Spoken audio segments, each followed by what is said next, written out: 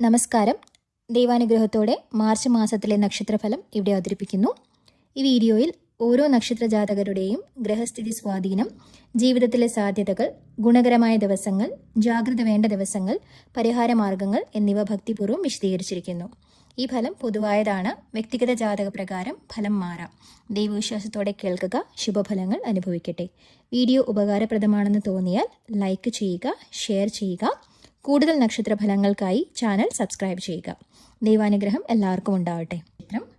പൂരം നക്ഷത്രം ഈ മാസം ശുക്രന്റെ അനുഗ്രഹമുള്ള സമയമാണ്. ശുക്രസ്വാധീനം കാരണം സൃഷ്ടിപരമായ പ്രവർത്തനങ്ങൾ വിജയിക്കും. ബന്ധങ്ങളിൽ സന്തോഷം കണ്ടെത്തും. ജോലി മേഖലയിൽ മെച്ചമുണ്ടാകും. സാമ്പത്തികമായി ചെലവ് നിയന്ത്രിക്കേണ്ട മാസമാണ്. കുടുംബത്തിൽ സൗഹൃദാന്തരീക്ഷമായിരിക്കും. ആരോഗ്യം സാധാരണ.